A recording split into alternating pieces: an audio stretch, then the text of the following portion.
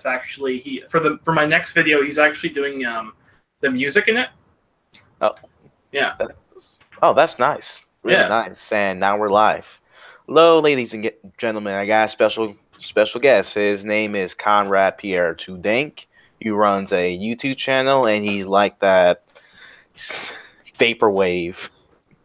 So, do you want to introduce yourself? That pretty much says it. Yeah, I'm Pierre Dank. I think I've been around for like, has it been 3 years or so? I think so. I think I've probably been doing like serious videos for about a year. But before that, I did like memes and stuff. I think my first big hit was the Spookbusters thing. That was probably my first big hit. And since then I've diverged into video essays, and that's what I primarily do now. I'm a Marxist-Leninist, which, to explain, is a synthesis of Marxist and syndicalist thought, although it certainly does diverge quite a bit from traditional syndicalism. It proposes a governmental model of industrial unions organized to various tiers, all the way up to, I guess, the national body being the All Industrial Congress. Yeah. Yeah, that sounds pretty interesting. Yeah, I plan on right now I'm sort of doing like I guess an anti-imperialist series. That's what my newest content has mostly been about. And once I finish that, I plan to go into both political economy and also into Deleanism specifically. And also some of my certain, I guess, revisions of Deleanist ideology, because I think it does need to be updated for sure. Deleanist, I never heard of that person before. It's very obscure. He was a well, he was an American Marxist. He was born in Caracas, an island off of Venezuela. And he was of Spanish background, although his father served in the Dutch Royal Navy as a medic, and so throughout his life, just to give a basic rundown, he went to universities in Europe. He was fluent in, I believe, 6 languages or so, and when he came to America, when he first sort of got into the labor movement, it was when he was teaching, I believe, in New York, or maybe it was Boston.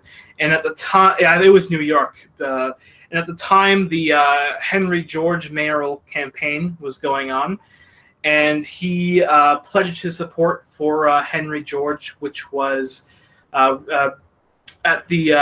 which was very controversial in his among his faculty, and that actually sort of sacrificed his career teaching law at universities. So he sort of from there, he went from Georgism full time into socialism, and then specifically into Marxism. In the 1880s, he joined the Socialist Labor Party of America. At the time, it was not specific. It wasn't clearly Marxist. It was a mix of Bakuninist thought, Marxist thought, Lassallean, and then when he took over, it became very obviously Marxist, and as well as sort of synthesizing syndicalist ideas for the praxis of the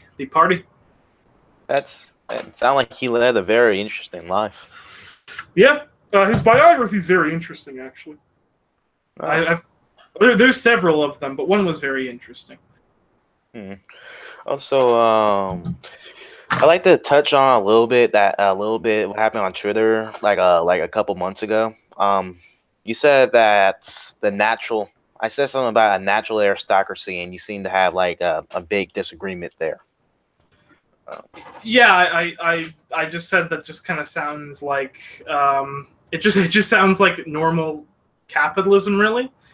It seems like that's it just doesn't sound much different from capitalism. It just sounds like you just sort of want to promote some sense of virtue among the ruling class.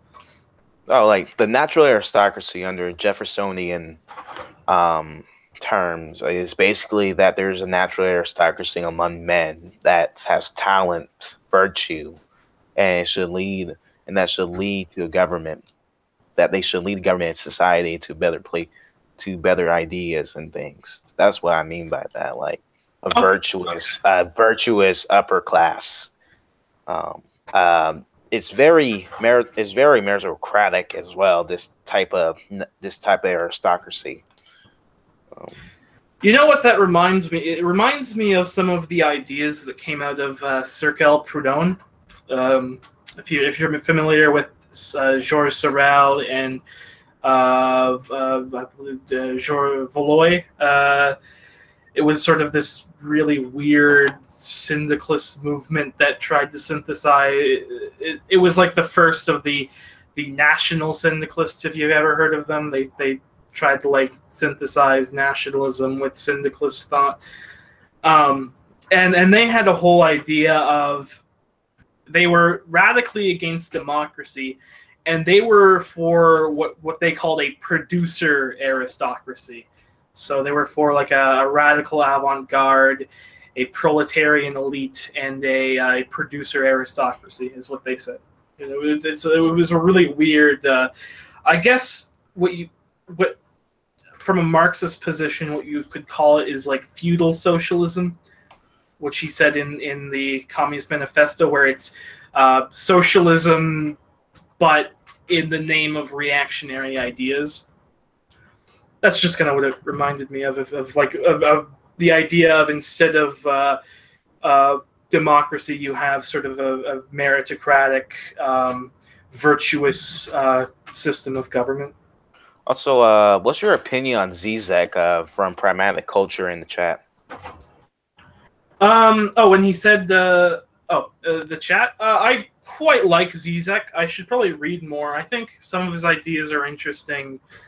Arguably, he's slightly overrated, I think. Although a lot of that is just memes, but yeah, I'd say I have a rather favorable opinion of Zizek. I know quite a few Marxist-Leninists these days aren't very fond of him, but yeah, that's very interesting. Also, do you want to explain to me dialectics, the Marxian dialectics, a little bit? Sure. I mean, I'm not the brightest dialectical materialist, but there are multiple conceptions. Recently, I'd say, well, I guess to summarize it in a very simple manner, it's that in terms of dialectical materialism, it's that the material relations are what drives history and what forms the superstructure of the social relations. So that so that as the material relations, which is relations of production, evolve, so do the social relations, which is certain institutions such as law and as well as government evolve as the material condition, the material relations evolve. That's a very, very simplistic explanation, and it could be wrong, but yeah. I heard it takes a lifetime to learn dialectics. Yeah, it's something you gotta study quite hard. Yeah. Cockshot has been he's working to he's developing this idea. I believe it's called like stochastic materialism, and I read the article. It's very hard to understand. Um, but I guess he goes for I think from what I've seen, he goes a lot more in detail with very scientific terms. His new video I didn't watch, but it's explaining the as human societies advance along with alongside the trophic level. So from hunter-gatherers to slave societies, it goes down the trophic level, as well as and which brings more energy available, which grows societies. I haven't watched the entire video though. So sounds rather intricate and complex. This system based around dialectics and materialism. Yeah.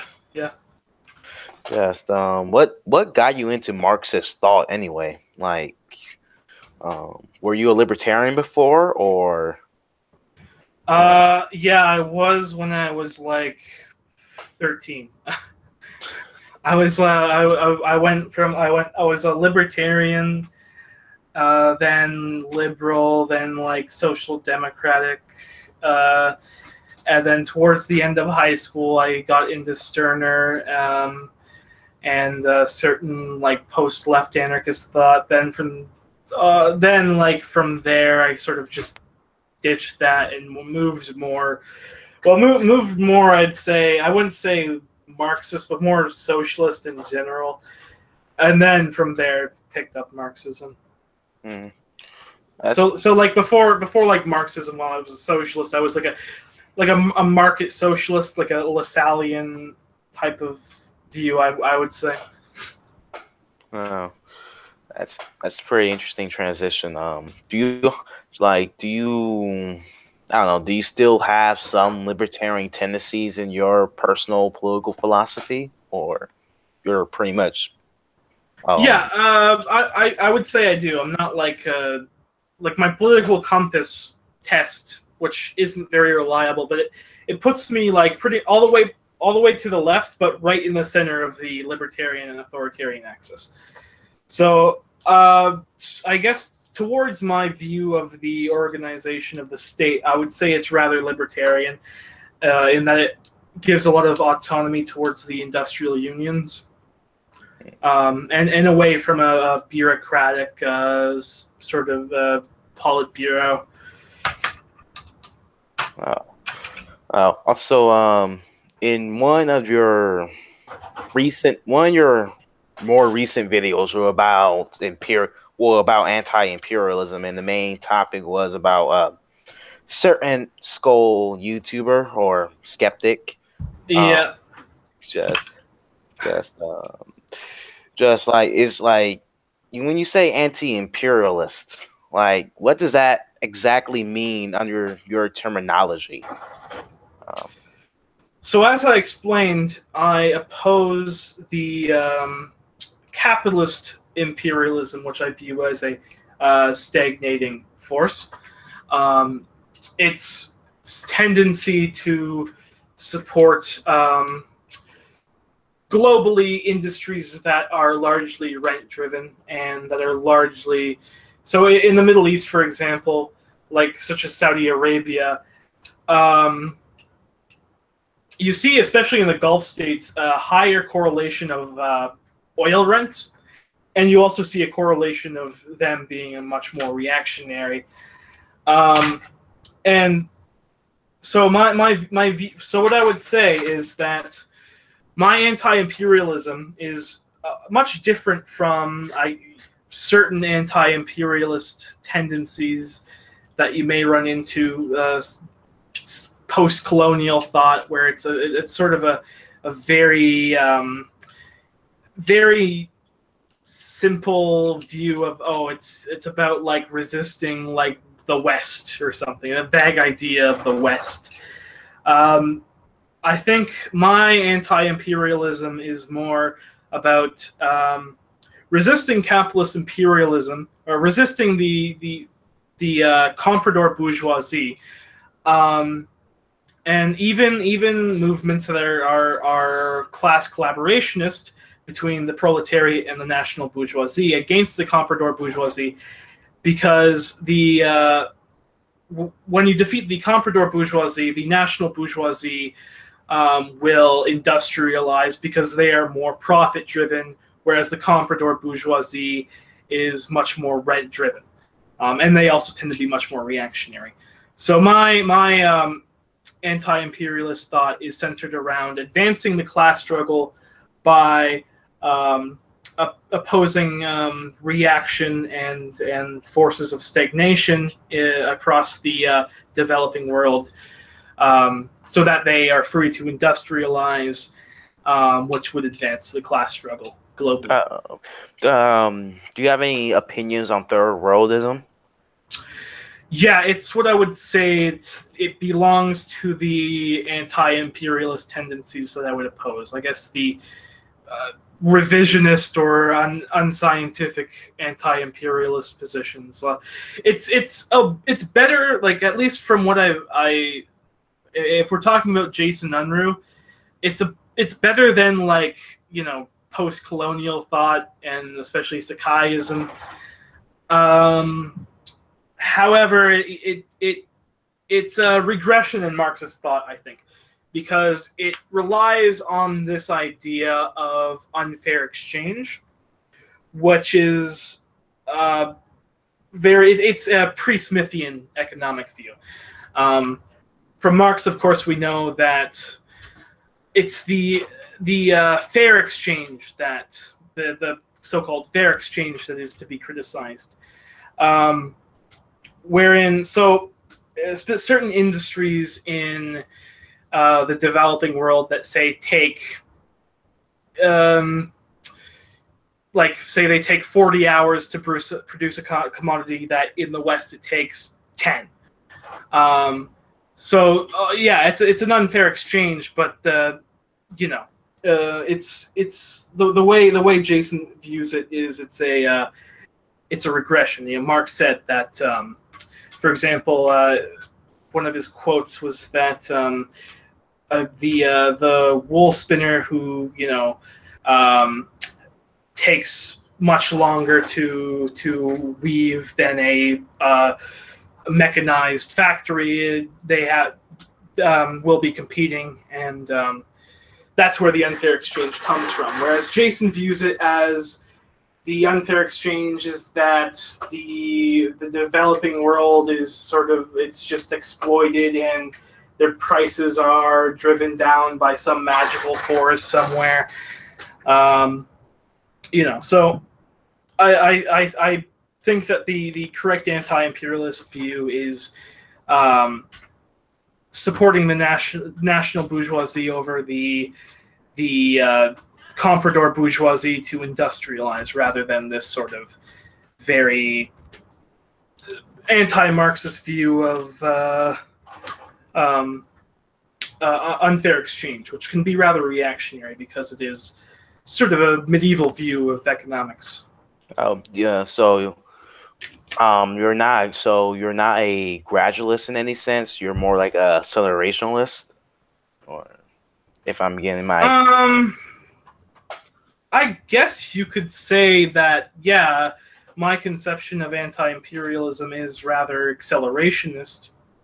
I guess that would be fair. I would say it's slightly more. I'd say it's rather revolutionary, but yeah, it certainly does have an accelerationist aspect towards it, where it's like, in the developing countries, it's a focus on, okay, so certain anti-imperialist movements may be socialist, and yeah, we should support them, but there may be some that are class collaborationists, but however they oppose the comprador bourgeoisie, so we should support them even though they may not be socialist. I'd say maybe it's more realpolitik, actually. That might be a more accurate descriptor. Well, a lot of the times I often speak to someone who might consider herself to be a real politiker and third worldist. Like, she's more of a gradualist. Um, like she's really the reason why she's such a supporter of free trade, especially among the third world, is basically helping build the conditions for socialism, from my understanding. Hopefully, I'm not strawmanning her or misrepresenting her in any sense.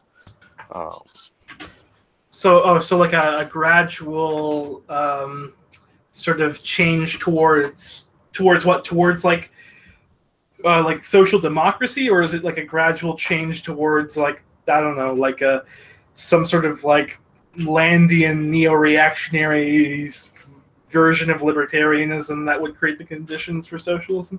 More of a gradualism for industrialization. Okay. From hopefully I get that right. I have to ask her later on. You probably know her. Her name is Raymer and Sami. Oh yeah. I know. Yeah. Yeah. Just also let's get to, I don't know, political economy now, or the way a libertarian differ. Well, I'm a different kind of libertarian. How a libertarian differ from class relations and class struggles. Like, do you want to give out your overview on class structures?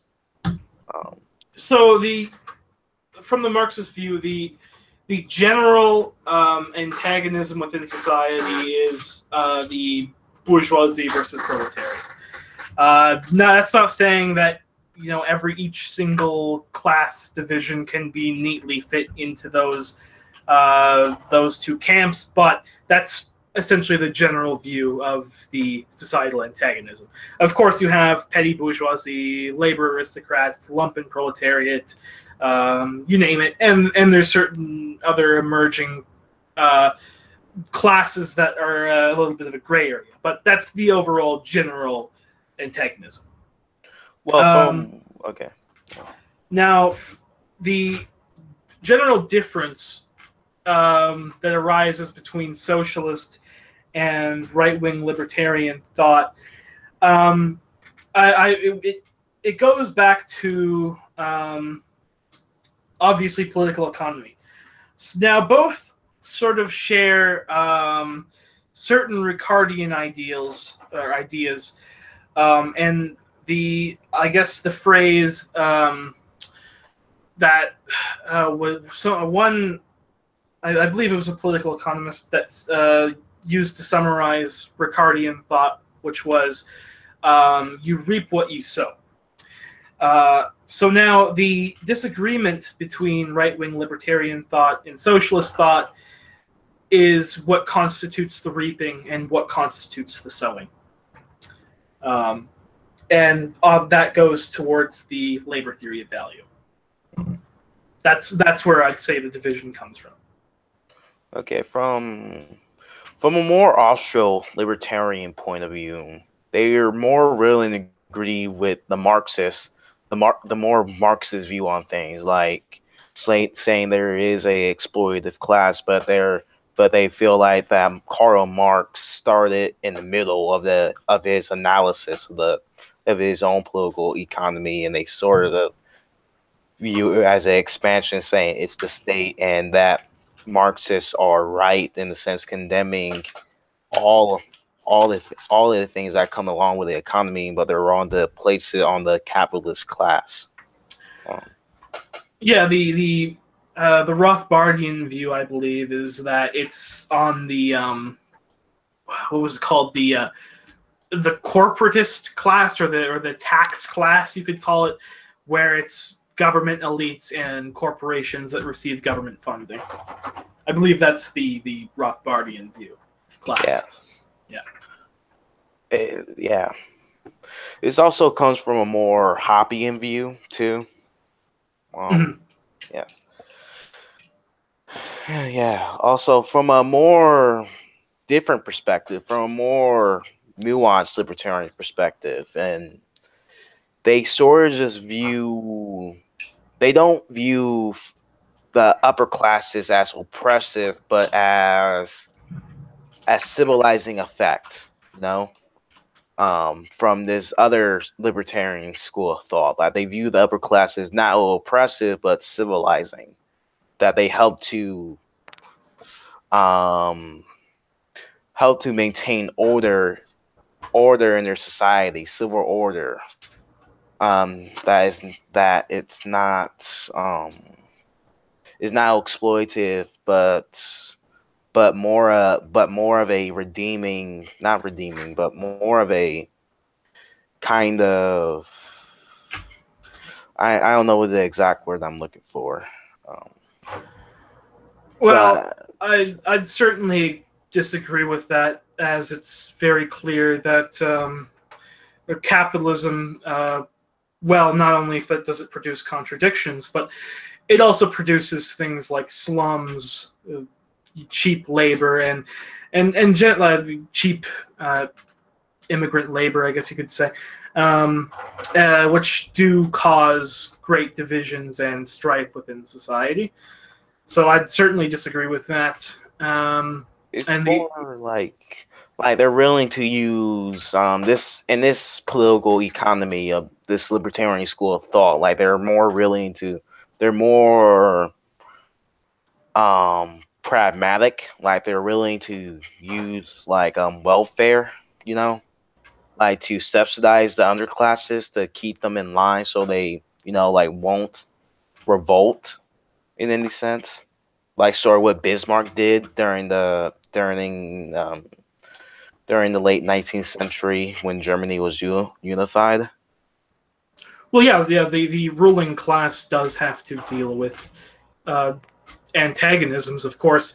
I'd say generally that um, we live in, I guess, what we could say a democratic plutocracy, which is um, essentially the elites pretty much rule. However, the it can only go as far as the general population can tolerate. So that there has to be concessions made to avoid uh, uprisings and such. Just exactly like what Bismarck did with his social reforms. Yeah. Also, someone asked you a question in the chat. This has something to do with that article that you wrote about the Finnish Bolshevik, saying Uh, that at the end that the left should purge all degeneracy. yeah. Yeah. Well, so his question was: ask Pierre if he still thinks leftist circles should purge degeneracy. I would say yes, but according to my own definition of what I constitute degeneracy, which isn't just like a right wing alt right view of degeneracy. Oh, it's anything that isn't straight or anything that isn't heterosexual. I would say it actually would also apply to heterosexuals. It's essentially just that what I would define as degeneracy is an open sexual promiscuity. Basically meaning that you should, all your weird, like, sex shit should basically just, keep it in the bedroom where it belongs. So that's what I think the left should start to do, is essentially improve itself and the perception of the left to purge these sort of like very I would say like what we'd call socialite people who sort of use politics as a platform for their own self-indulgence and hedonism. Those are what I would say are degenerates, that are elements that should be purged, if you will. Yeah, man, man, that drama was kind of crazy with the Finnish bowl. Yeah. that was not a definitely not a good look on the left, but there's been political controversies far worse, I would say, and I think it was actually handled quite well, in my opinion. Also, other question I ask you is: do you agree with Stalin on social issues? No, Stalin on socialist views. Yeah. No, like you mean like his views on like gays and shit? No, I don't. I did not realize that Stalin was a traditionalist. Yeah, I mean, I wouldn't say at that time he was quite progressive, but obviously from today he would seem quite the traditionalist. Yeah, no, so do you agree with Finnish Bolshevik history about the Soviet Union or Stalin? Um, Slightly. I mean, I think I think he does a good job at arguing against bourgeois propaganda. However, I think he paints a too uncritical light of Stalin. You know, I mean, some of the things were quite over exaggerated, but to say that he did absolutely nothing wrong and that there weren't serious problems with the Soviet Union is naive. Interesting. Just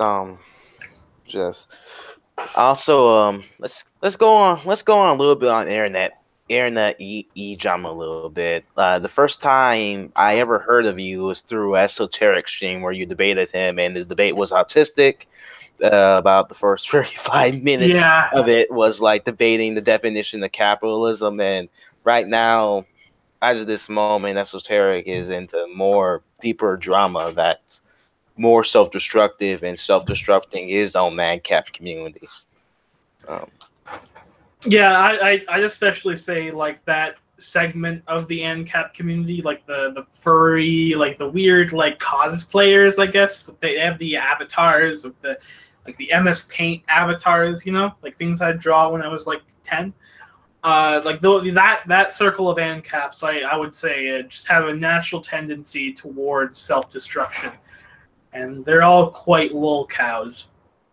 I mean, there are certain anarcho-capitalists who aren't like that. You know, Jim Jesus. I was about to say Jim Jones, but Jim Jesus comes to mind. He's quite reasonable, and he generally promotes a good social outlook of himself, and doesn't engage in the what you could say is like very low bar, like skeptic tier arguments where it's you basically just pull up a fallacy page and you pull up a random video and then you start arguing based on that, you know? Yeah. Yes. Yeah, all this is just like they're becoming more irrelevant every day now. Yeah. Yeah. And I also feel that it's a little too easy for not even just leftists, but anyone to actually argue with them.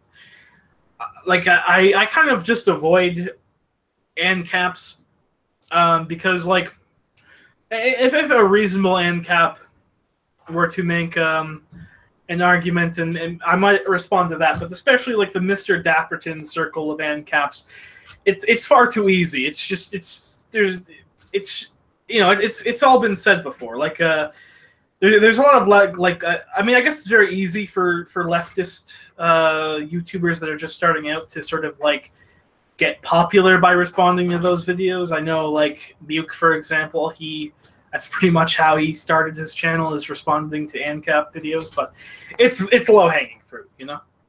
Yeah. It's kind of like debating creationists. Yeah, just like most of their arguments are very, I don't know, very ignorant of Marxist political economy, from my understanding. Yeah, it's very lowbrow. Most of the time, it doesn't even deal with political economy. It's just like a Reddit thread, basically, like an R-atheism thread. Yeah. Also, what's your view on religion, actually? Generally, I would say, I say that it should be combated, and I support. I guess, in a socialist society, the mobilization of atheist propaganda. However, I disagree with the new anti-theist view on religion. That religion is a sole source of everything wrong with the world, and also the debate between I guess what we'd say the cultural Christians and the new atheists, where it's like the cultural Christians argue that there is a utilitarian role of religion, that it does provide it actually does have a social need, a social and biological value to it. Whereas new atheists are like, no, it's all just fairy tales. And while that may be true, it certainly did, I would say, have, just a standard Marxist analysis would view the religion existing within the superstructure as it relates to society. Meaning that, I mean, if we look at medieval Europe, where like conditions for peasants were quite bad, and generally the population really didn't have much to look forward to. So religion was essentially, I guess, a means of keeping them complacent. It's the opiate of the masses, right? So it certainly does have a social utility, I would say, and I think the new atheists are wrong in that aspect. However, the cultural Christians, I would say, overplay the need for religion in society today. It does seem as capitalism becomes more global, it must also become more cosmopolitan, and its basic the basic social ideas making up the superstructure must move away from a traditionalist religious ideology towards a more cosmopolitan ideology. It's just sort of religion and sort of going away is I would say a natural product of globalization, of global capitalism. However, there's also the question, what do we replace it with? So, like abolishing religion, or at least more secular, going towards more of a secular society. It does seem that the societal roles that religion once played must be replaced with something, because clearly, I mean, if you just look at the churches, for example, are a good source of social cohesion, and as that sort of goes away, we're starting to see more social alienation and more hedonism. So I'd certainly say that as religion disintegrates, we must replace it with something so that we just don't fall into hedonism. So, do you think secular humanism will be the answer? Because that just seemed like more, well, it just seemed to be more progressivism restated in a religious format. No, I would say my answer would be to a new proletarian culture that is comprised of promoting virtuous revolutionary ideals. Promoting a sense of dedication. I guess even some like Sorelian ideas aren't bad. Although I would certainly not call myself a Sorelian. Some of his ideas aren't terrible. Promoting like the virtue of labor, things like that, I think would be a good replacement towards religious values. So definitely not secular humanism. It seemed like it just like I said before, it just seemed like progressivism being restated.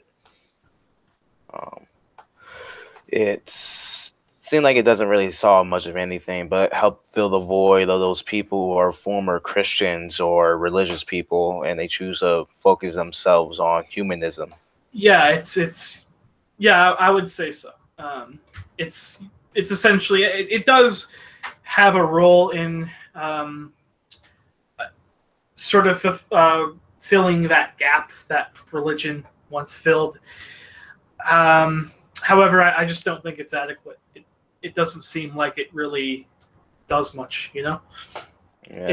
It's just a vague sense of sort of this cult of humanity. And then also, like, secular humanists do have to give a lot of credit towards religion just for the humanist movement in general, as it was originally Catholic until Feuerbach. He took humanist ideas and atheist ideas. And,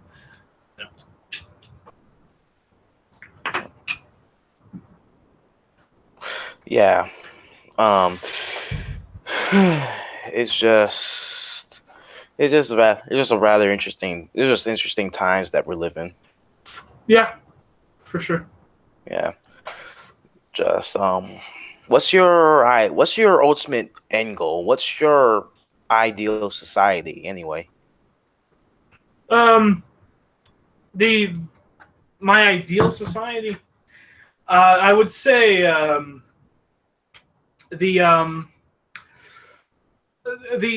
Delenist model, however, much more decentralized. I think following that model, in the beginning, the idea of the industrial union state will, in the beginning, be much more centralized. But as it evolves towards the higher stages of communism, it would become much more decentralized. I would say, a free and equal association of producers. Essentially going more and more towards that idea. Although not Muke's very strange interpretation of that, where it's, you can just sit around and take from the collective without contributing, and also schools are gone for some reason, So it seems like he's a free rider, Mook. Yeah, he seems to be like a very... I think he's really only in it for the gives me that, so I don't know. It seemed like Mook is just like, like, he seemed like a good premier for leftist thought, like, other than that, I just think he's just... I wouldn't even say maybe in the beginning he was slightly charismatic and would appeal to skeptics, but now I don't think so. I think he turns a lot of people away. But apparently Sargon seems to like him. I don't know why that is, though.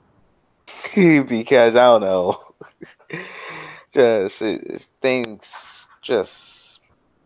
Maybe he's more agreeable than we know. Yeah, well, yeah, that's the other thing. Muke is quite agreeable or passive, I guess. I don't know. Yeah, it just seemed like I know a lot of tankies hate him because and I don't hate Muke as a person. I kind of just I don't really like his careerism, and I don't really like his politics. But as a person, he doesn't seem like a terrible guy. He doesn't really like me, but he seems really chill though. Yeah, I would say so. But yeah, I mean, the thing is, like, Muke from the early days, he was sort of like, really, like, the most, like, popular trend on Lefty Poll was, like, his current, like, ideology. So he would, like, when market socialism was a thing, he would, like, promote that. And then when left communism became popular, he shifted towards that. And then on Twitter, when hating Lefty Poll became popular, he started hating Lefty Poll. And then when he joined, like, the Gang of Four, as it's called, the ContraPoints, H-Bomber guy, Sean and Jen, and fucking Peter Coffin, whatever the fuck his name is, that weird guy, who, like, faked having a girlfriend and shit. And then he started sort of embracing the post SJW idea thing it's called now. The new left. Yeah. Well, not even just, like, it's like the new hipsters or the new hippies, I guess you could call it. The new hippies. That seems oddly appropriate. Yeah, it's just a much more boring version of the hippies. At least Well, Muke does quite a lot of drugs, but at least like the hippies, they had some cool music. But Yeah, on my views on hipsters and hippies, I'm just gonna agree with Richard Nixon on them. Like, I don't like them. yeah, same here. Yeah. Yeah. I'm just hold on.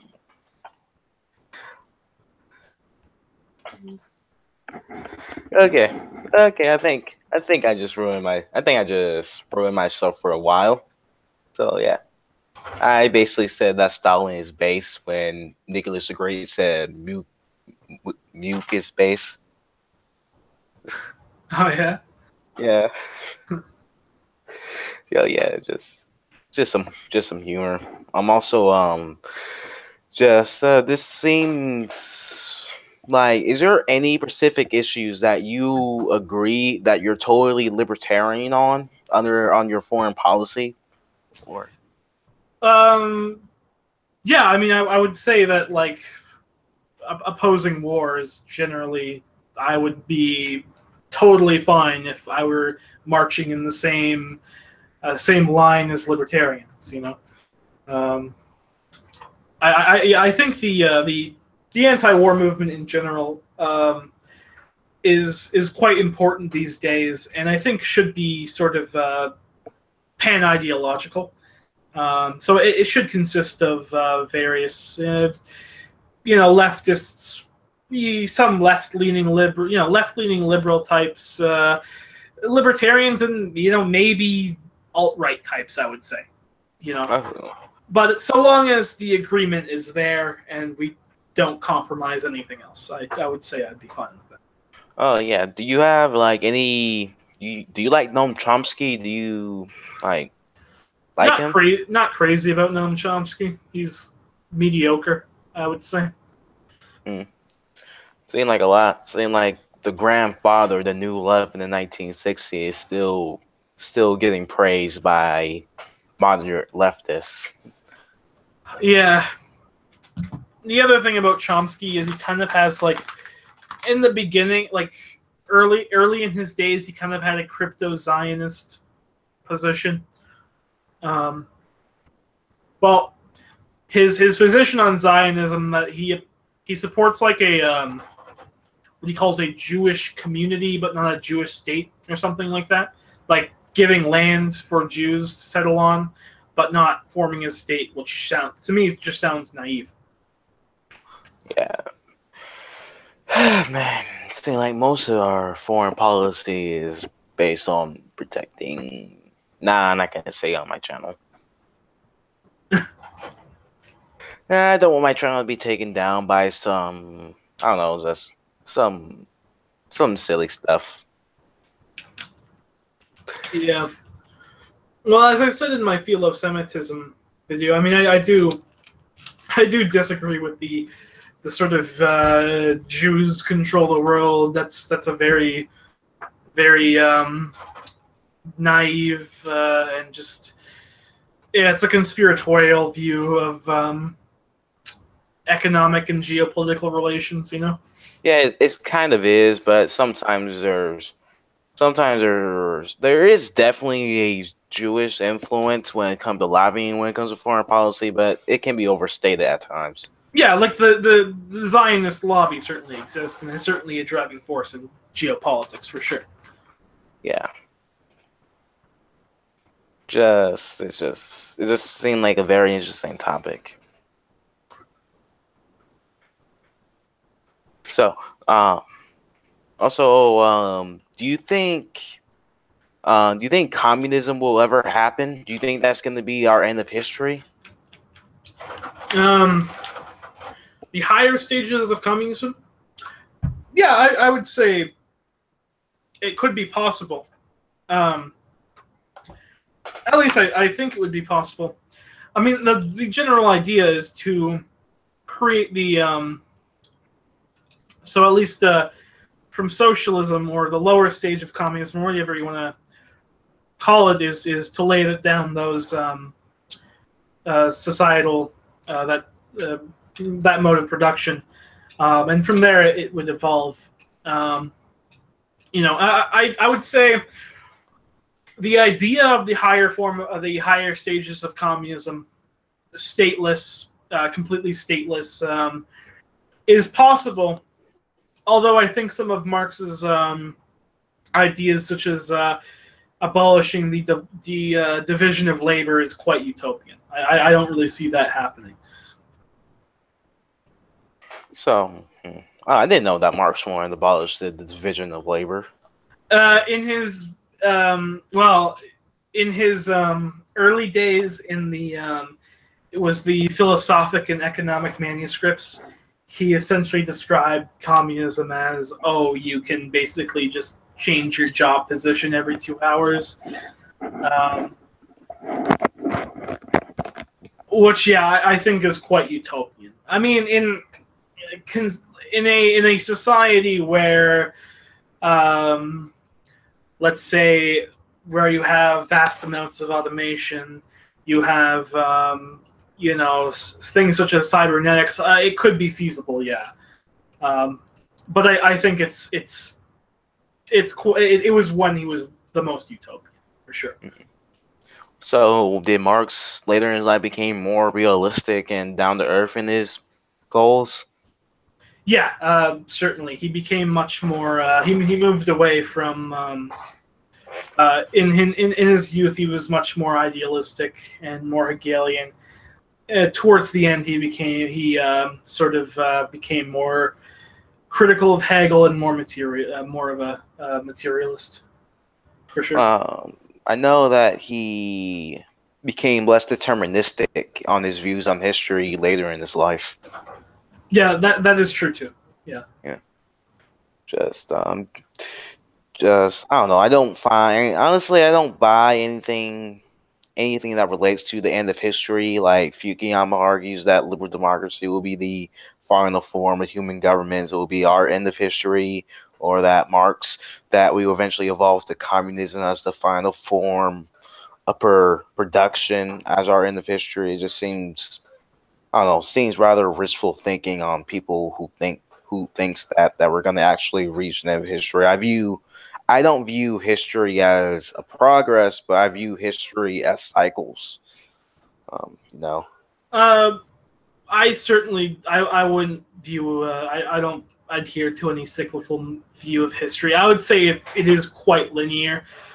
However, I mean, so I think that a communist society is possible, evolving out of socialism. However, I mean, to say it will be the end of history and that nothing else could come out of that, I would say we don't have that knowledge. We aren't in the position to say anything either way. Yeah. So, do you have any questions for me? Not really. From your Twitter, I generally know where you stand on most things. Oh, okay. So I know you're like you're more of a libertarian who's sort of like while you're economically libertarian, you promote more of a like more traditionalism, right? Right. Yeah. Oh, someone asked you what's a Delonist view. As a Delonist, what your view on democracy? As a Delenist, Delonist. Yeah, I would say that I believe that the Leonist organization of the state is a good balance between direct and representative democracy, where the organization of the government is made of representatives rather than like shitty localist autonomous councils. I'm not really a big fan of those like very like libertarian municipalism and like anarcho syndicalism and stuff like that. but I think so. Like where you have industrial unions that are organized in in certain tiers made of representatives. However, where the populace has more power to recall them. So where you're able to recall representatives that you don't like, that aren't doing a good job. I think that's a good balance between representative and direct democracy. Mm-hmm. Yeah. Just rather interesting. I probably should read them at some point during my life. Yeah, I mean, you can find all of his works on Marxist.org, and as well as like DeLeonism.org. On Amazon, you can buy writings of Daniel DeLeon, which has a lot of his essential writings. Is that a picture of him? Yeah, my profile picture. Yeah, that's DeLeon when he was a little bit younger. Wow, that's when he was younger. Well, like I think like 40 or 50 or so. Oh man, why do leftist philosophers always rock awesome beard? I'm not sure. I suppose it's just like I don't know. It does seem to be a trend though. I'd like to know where that comes from. Maybe it's because it's more proletarian. Having a beard is a very because like if you're clean shaven, you look more like an aristocrat. Where if you have a beard, you certainly look a lot more proletarian. Might be that. I don't know. Ingalls looked like an aristocrat even with his beard. Yeah, he had like a very nicely kept beard, whereas Marx was very like scraggly and Yeah, sort of just unkempt. Yeah, unkept. Yeah. Okay, Soul 7 said the Republic gives a better chance to get rid of them than a democracy. A republic gives a better chance to get rid of them than a democracy? Who's them? I guess you might want to elaborate on that, Soul 7. Yeah. Yeah. He's a good friend of mine. Also, a little bit more on Twitter drama. What was going on with Claire Voltaire? Anyway. A lot of things. She's just fucking weird. What in particular? Because there's a lot to go off of there. Why do you think she's weird? I don't know. She just I like, for example, she's kind of like Nightmare Fuel in where she has a very loose definition of what harassment constitutes. So like, people posting shut the fuck up X memes, that apparently constitutes harassment. Yeah. I just think she's just dishonest, honestly. Yeah, for sure. Like, never in my life I never met someone who's that dishonest. No. I don't like selfish truth from anyone. Yeah, and she also hypocritical. Like, so for example, apparently there was this one video where it was like a video of like a car crashing into people, and in text it said like, Claire Voltaire, this is what we will do to you and your family, but it was in like really shitty English. And like she apparently she for some reason blamed me for that, like I had some responsibility over what other people do. Yet she's also part of that like atheism is unstoppable fandom. And atheism in AIU is quite the doxer, right?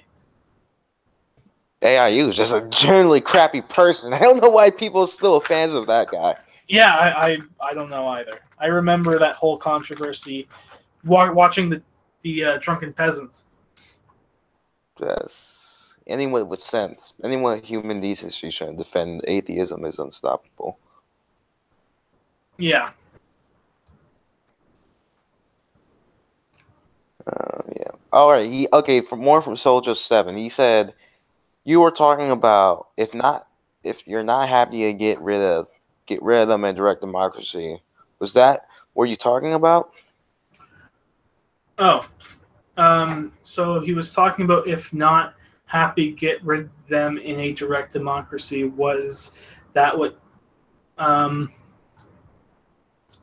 again that I don't really understand the premise. You say you're not a fan of localism and municipalism. Oh yeah. No, I'm not. Yeah. Yeah, I'm not a fan of like these really shitty localist autonomous organizations, various libertarian socialist tendencies where it favors this like organization of society around these localist completely direct democratic lines. I favor a bit more centralization and a bit more overreach in terms of the government. And I think that, to avoid like a very overly bureaucratic Soviet model, I think that like the Deleanist model is a good middle ground between the two. Are you like under the current system? Are you a fan of federalism? By federalism, do you mean like under American context? Oh, meaning like a Jeffersonian view, like a sort of like you mean like decreasing the power of the federal government, or no, that's the opposite. Sorry, federalism. Trying to think.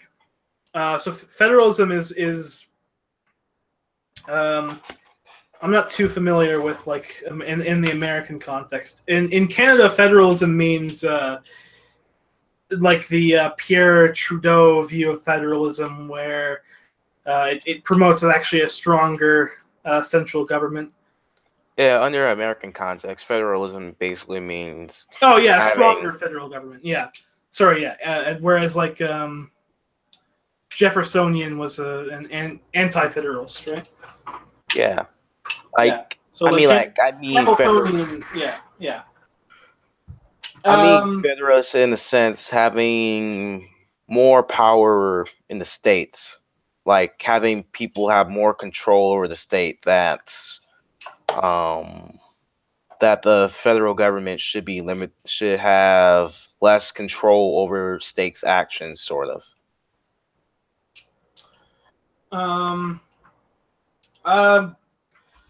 I don't know. I really don't have an opinion either way.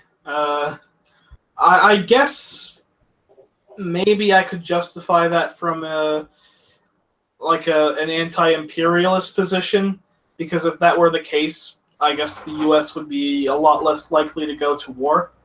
So maybe, I guess, but also I think if you give states too much power, I don't know.